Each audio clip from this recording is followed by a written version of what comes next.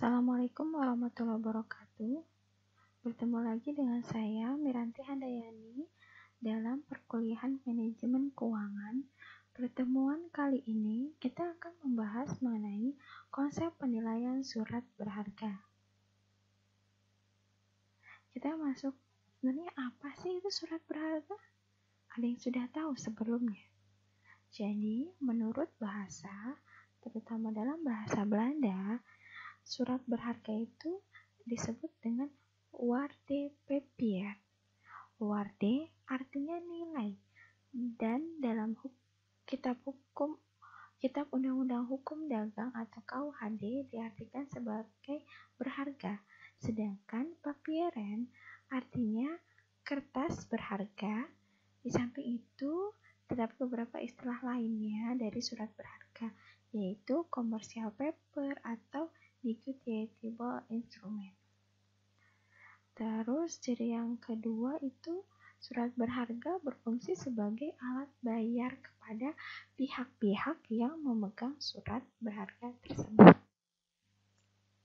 Kemudian, dalam dasar hukum Undang-Undang Nomor 10 Tahun 1998 tentang perbankan, surat berharga adalah surat pengakuan hutang, wesel, obligasi, sekuritas kredit, atau kepentingan lain dalam bentuk yang biasa diperdagangkan dalam pasar modal maupun pasar uang. Surat berharga disebut dengan negotiable instrument jika surat berharga bersifat seperti uang tunai, dapat diperdagangkan agar sewaktu-waktu dapat ditukarkan dengan uang tunai. Kemudian, untuk lebih paham lagi tentang surat berharga itu, nilai atau harga dari surat berharga pada dasarnya adalah present value dari aliran kas di masa mendatang yang cukup jelas. Jadi, kita ada hubungannya dengan perkuliahan yang sebelumnya tentang nilai waktu dari uang, itu membahas tentang present value. Ternyata present value itu dipakai dalam perhitungan surat berharga dalam pertemuan kali ini. Kemudian ada macam-macam surat berharga ya. Surat berharga itu ada wesel, ada cek, ada commercial paper, kemudian ada surat sanggup atau promise, kemudian 4 ada obligasi permen. Ada obligasi, kemudian ada kwitansi dan promes atas unjuk, kemudian ada surat utang negara, kemudian ada bilet giro, kemudian ada surat sekuritas. Penilaiannya, kita harus tahu sebelum menilai surat berharga, kita tahu konsepnya. Konsepnya adalah proses penentuan harga surat berharga atau aset modal yang ada di suatu perusahaan, penilaian terbaiknya dengan nilai yang didiskontokan atau discounted cash flow atau disebut juga dengan DCF, sebab mengukur informasi lengkap mengenai aliran kas. Kemudian pengertian dari penilaian itu sendiri ya. Pengertiannya adalah penilaian atau valuation dipandang dari sudut pemilik perusahaan, dilihat dari nilai perusahaan yang bersangkutan. Sedangkan penilaian dari sudut manajemen, di mana nilai perusahaan bergantung pada kinerja atau nilai manajer perusahaan tersebut. Kemudian dari proses penilaian surat berharga ini kita masuk ke metode perhitungannya.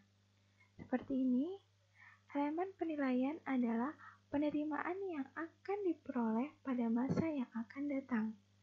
Kemudian, metodenya selanjutnya kita pakai melihat nilai perusahaan bisa dari penelitian aktiva atau modal perusahaan saat sangat berharga seperti obligasi, saham preferen, dan saham biasa. Penilaian obligasi Tadi di pertemuan sebelumnya kan kita bahas tentang yang akan kita lakukan perhitungannya. Dari sekian banyak macam-macam jenis surat berharga, kita cuma mengambil perhitungan untuk obligasi, saham preferen, dan saham biasa. Kita lanjut ke penilaian obligasi. Kita harus tahu dulu, obligasi itu adalah surat tanda berhutang atau promissory note, dan itu berjangka panjang lebih dari setahun yang dikeluarkan perusahaan. Obligasi memiliki tingkat bunga dan masa berlaku jangka yang dengan waktu tertentu. Pemegang obligasi disebut juga dengan bondholder, ialah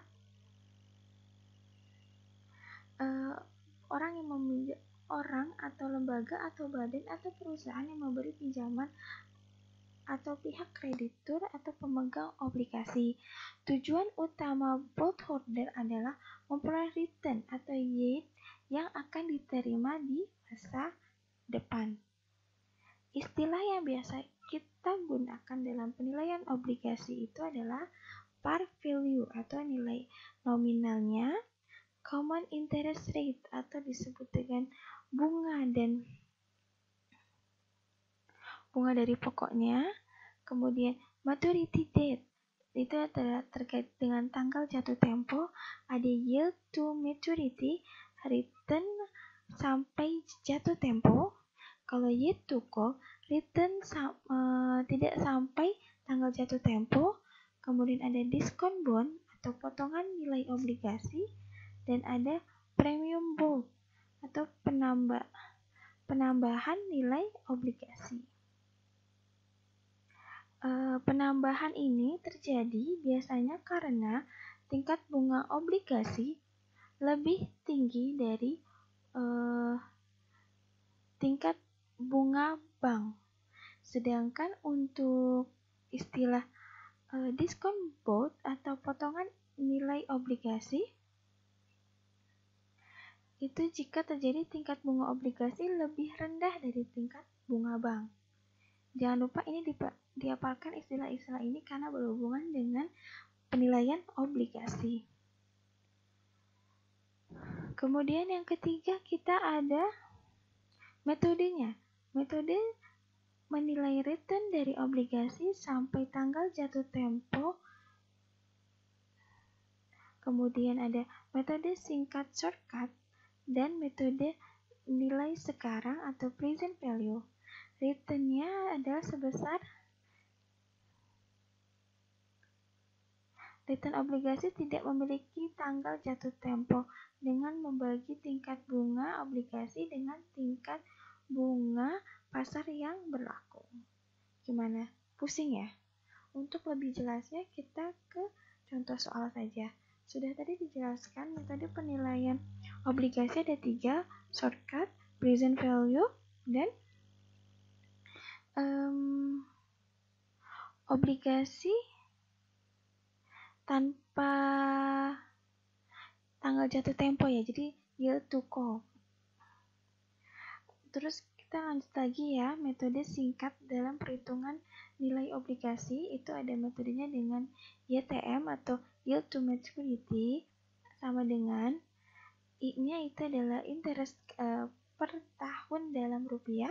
Per tahun dalam rupiah, ingat berarti ini kalau ini dikalikan ya dengan nominal sahamnya, nominal obligasinya. Kemudian rumusnya seperti ini, I plus dalam kurung N min P dalam kurung dibagi periode tahunnya dibagi dengan pasar obligasi ditambah dengan nilai nominal obligasi dibagi 2. Kita lanjut langsung ke soalnya saja ya. Obligasi PT Berkah bernilai nominal 10.000 per lembar. Harga pasar yang terjadi yaitu atau harga belinya adalah Rp9.000. Umur obligasi 10 tahun dengan tingkat bunga 10% per tahun. Berapa pengembalian obligasi pada saat jatuh tempo? Menggunakan rumus ini, YTM, Yield to Maturity, kemudian I-nya itu nilai dari 10%, persentase bunganya 10%, dikali dengan nominal obligasinya 10.000, ditambah dengan N-nya itu nilai obligasinya 10.000, dikurang dengan nilainya yang di pasar 9.000, dibagi N-nya itu adalah 10 tahun, berarti dibagi 10 per dibagi dengan nilai pasar ditambah dengan nilai nominal obligasi dibagi 2. Kemudian hasilnya adalah sekian, 0,1158 atau disebut juga dengan 11,58%. Itu untuk tingkat yield to maturity berdasarkan metode perhitungan shortcut. Kemudian metode nilai sekarang. Contohnya ada 2. Maksudnya metode perhitungannya ada 2. Dengan cara manual dihitung coba-coba sampai ketemu berapa persentase dari dividennya yang dapat dibagikan di kemudian hari. Kemudian ini contoh dalam contoh singkatnya, atau ada juga pakai ini juga bisa. Nilai obligasinya sama dengan tingkat bunga obligasi dalam tahun. Jangan lupa nilai obligasi ya. Nah, bisa langsung ke sini aja pakai tabel, lebih memudahkan ya. Contohnya, melanjutkan pertanyaan dari shortcut tadi dengan nilainya nominal 10.000 per lembar, harga pasarnya 9.000, tahunnya 10 tahun, dan sudah ya, setahunnya 10 tahun, persentasenya 10%. Kemudian, metode nilai sekarang atau yang sering disebut metode accurate karena menilai pendapatan yang akan diperoleh investor di masa datang untuk nilai sekarang. Metode ini menggunakan cara coba-coba atau try and error dan dapat menentukan tingkat return yang diharapkan sama dengan nilai pasar obligasi. Tapi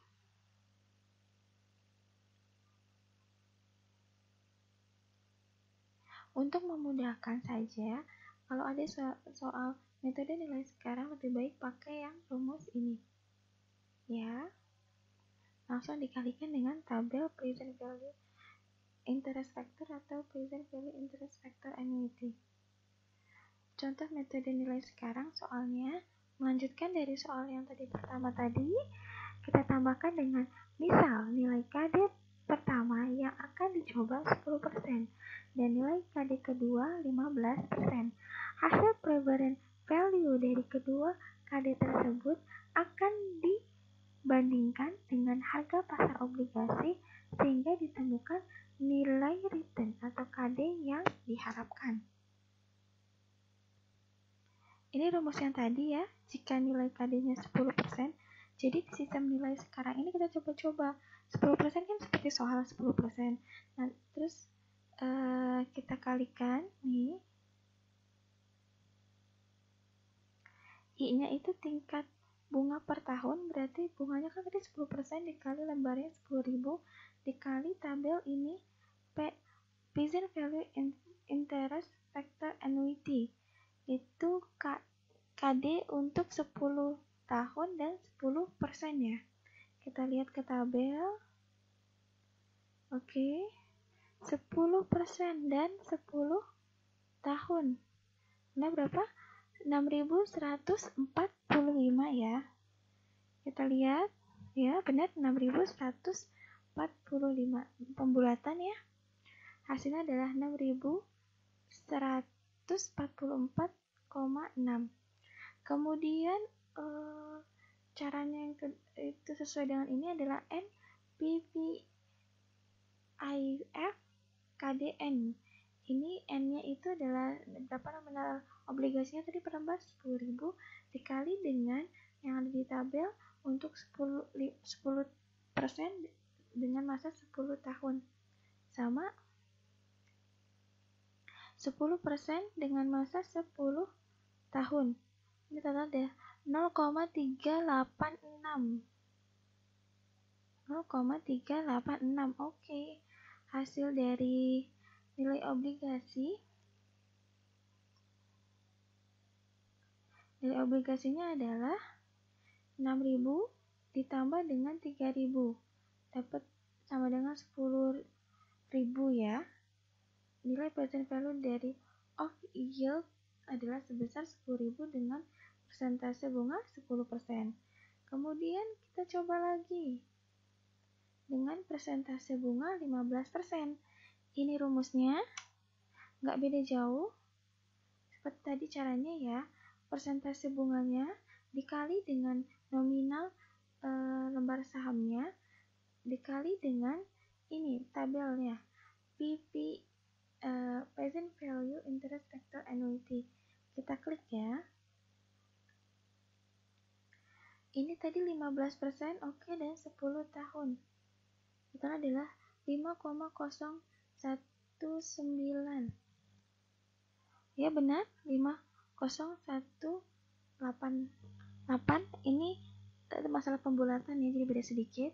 Jadi 5.018,8. Kemudian N-nya sama kayak tadi yang di 10. N-nya itu dari nilai obligasinya dikali dengan tabelnya. Dengan tabel present value interest factor. Tadi 15%, ini 10. 0,247.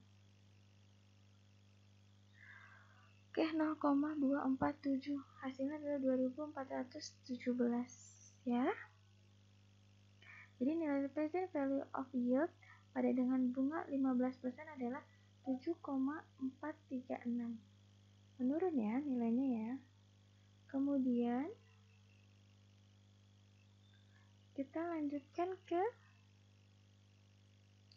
nilai obligasi yang tidak belum. Mohon maaf.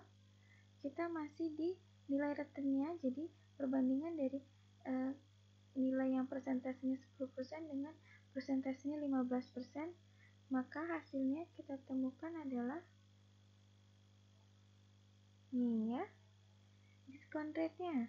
Tadi ini ada 10, ini ada 15 ya. Oke, persentase rate bunganya.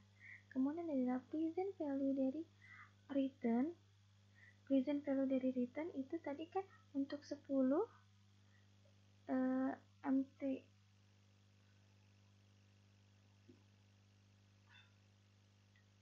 Nilai present value dari yieldnya adalah 10.000. Ini 10.000. Kemudian untuk diskon rate-nya 15%. Present value-nya adalah 7.000. Oke. Kemudian ini dikurangi 15 kurang 10 berapa? Dikurangi 5%. Ini 10.000 dikurang 7.436 sebesar 2.563,4. Kemudian selisihnya untuk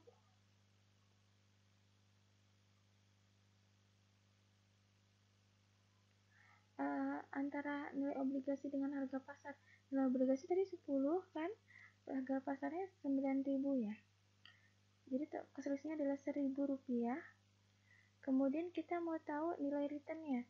Returnnya rumusnya adalah persentase bunganya yang tadi awal di soal yang pertama di shortcut itu ada 10% ditambah dengan selisih dari nilai present value sama nilai pasar obligasi itu adalah 1.000, kemudian dibagi dengan ini selisih antara present value-nya 2.563, kemudian dikali dengan persentase sisanya 15 kurang 10, persentasenya adalah 5%.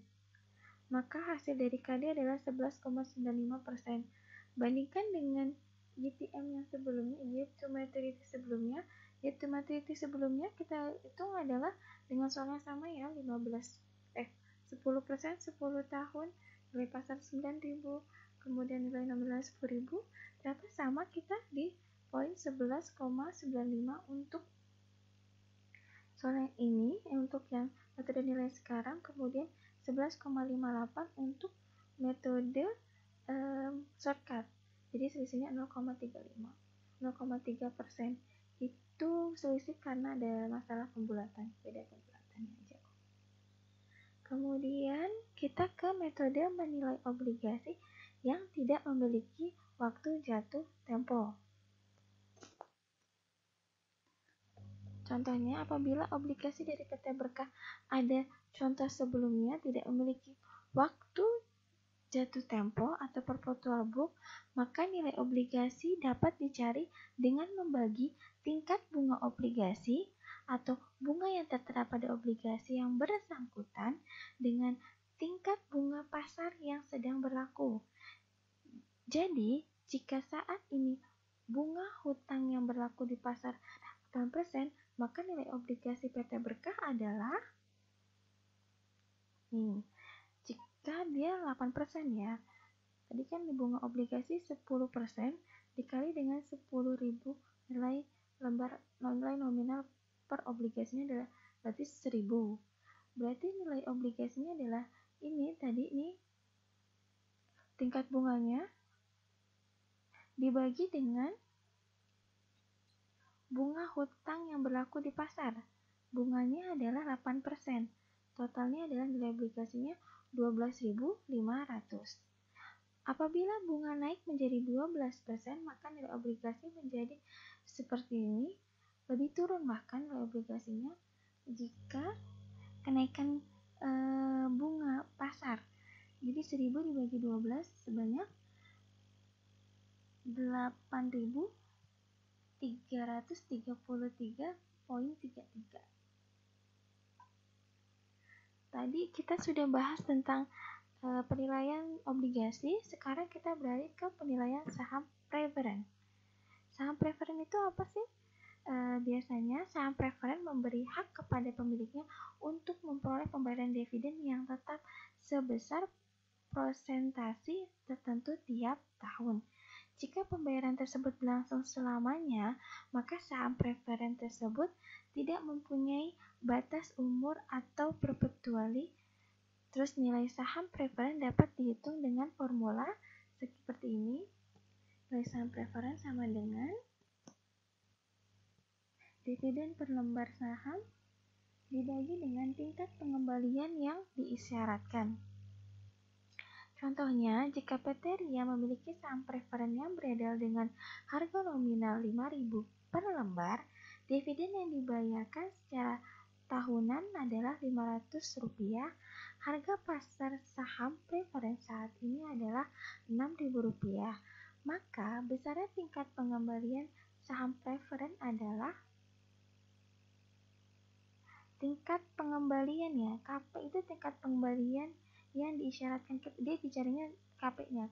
Berarti kalau KP-nya pindah ke atas, PP-nya pindah ke bawah. Jadi seperti ini rumusnya. Jadi tingkat pengembaliannya itu adalah harga saham preferennya dibagi dengan harga pasar saham preferen. Harga pasarnya adalah 6.000 dikali 100%. Maka tingkat pengembalian yang diisyaratkan adalah dari saham preferen adalah 8,33%. Kemudian kita ke penilaian saham biasa. Kita sudah tahu saham preferen. Kita beralih ke saham biasa. Dividen saham diharapkan sebagai dasar untuk menentukan nilai saham. Jadi caranya adalah dengan menghitung dividen saham yang akan diterima oleh investor setiap tahunnya untuk dinilai sekarang seperti ketika kita menghitung nilai obligasi pada subbab sebelumnya. Saham preferen itu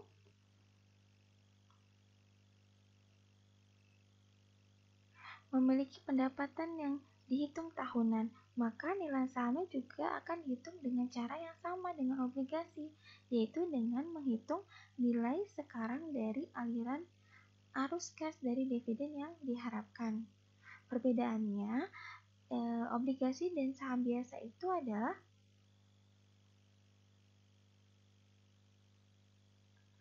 Perbedaannya, obligasi dan saham biasa itu terdapat pada jangka waktu atau umur saham. Umur saham pada dasarnya tidak ada batasnya atau tak terhingga, karena saham akan ada sampai perusahaan bersangkutan dibubarkan, sedangkan obligasi ada masa jangka waktunya. Nilai saham penilaiannya dibagi 3, yaitu nilai saham dengan pertumbuhan dividen 0. Kok bisa? Ternyata bisa 0 atau konstan pada jumlah tertentu. Dihitung tidak ada pertumbuhan dividen, makanya disebut dengan pertumbuhan dividen 0. Rumusnya adalah seperti ini.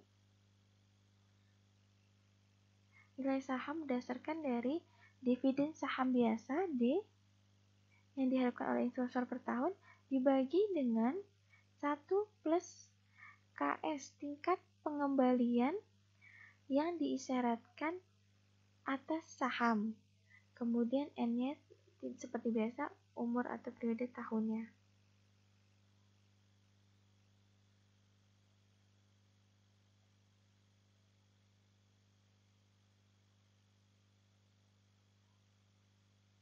Kemudian kita beralih ke saham pertumbuhan dividen konstan, yaitu pertumbuhan dividen konstan yang juga dikenal dengan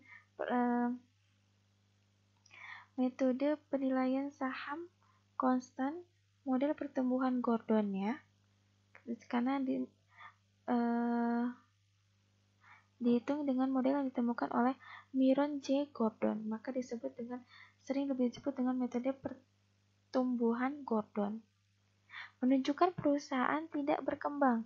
Syarat, jadi boleh perusahaan tidak berkembang, tapi harus ada syaratnya yang dipenuhi, yaitu pertumbuhan dividen diharapkan konstan selama sebesar G atau simbol sebesar X. Terus laju pertumbuhan harga saham diharapkan sama, kemudian hasil dividen yang diharapkan besarnya juga sama, kemudian laju hasil keuangan modal diharapkan sama dengan pertumbuhan dividen sebesar G juga, atau perkiraannya X gitulah. Terus tingkat pengembalian yang diharapkan atau KS sama dengan dividen yang diharapkan, ditambah laju pertumbuhan dividen yang diharapkan sebesar G. Jadi rumusnya adalah seperti ini. Kelihatan tidak ya?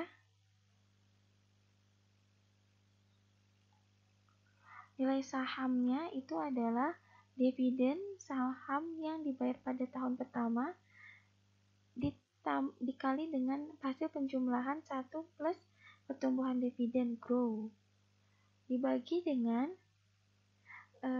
KS itu tadi adalah tingkat pengembalian yang diharapkan dikurang dengan grow-nya, atau sama dengan untuk tahun selanjutnya atau dividen 1 dibagi dengan tingkat pengembalian diharapkan di tahun pertama KS1 dikurang dengan grow-nya. Saham yang ketiga, perhitungan saham biasa dengan saham pertumbuhan dividen tidak konstan, jadi lebih cenderung fluktuatif. Pertumbuhan dividen tidak konstan akan menunjukkan perusahaan emiten yang bersangkutan itu siklusnya hidup, siklus daur hidupnya hidup. Jadi biasanya siklus pertumbuhan perusahaan itu pada awal pertumbuhan akan lebih cepat dari ekonomi secara umumnya. Kemudian semakin dewasa perusahaan tersebut, maka pertumbuhannya semakin lambat dan akhirnya akan mengalami pertumbuhan konstan, bahkan mengalami penurunan. Pertumbuhan perusahaan lebih cepat dibandingkan pertumbuhan perusahaan pada umumnya, tercermin pula pada pertumbuhan dividen yang tidak normal atau tidak konstan. Cara menghitungnya ada 3 tahap ya. Yang pertama, carilah nilai sekarang atau present value atau dividen selama pertumbuhan tidak konstan. Kemudian kedua, carilah harga saham pada akhir periode perusahaan tidak konstan tersebut, di mana pada saat itu pertumbuhannya telah berubah menjadi pertumbuhan konstan dan dikostokan menjadi nilai sekarang. Kemudian cara yang terakhir adalah menjumlahkan dua unsur penilaian tadi. Kan tadi sudah menghitung nilai sekarang dari dividen, kemudian yang kedua sudah menghitung harga saham pada akhir periode. Itu dijumlahkan untuk mencari nilai intrinsik saham tersebut. Demikian perkuliahan tentang penilaian surat berharga, yaitu fokus pada obligasi, saham preferen, dan saham biasa. Semoga bermanfaat, semoga semuanya paham. Bertemu lagi di pertemuan selanjutnya. Wassalamualaikum warahmatullahi wabarakatuh.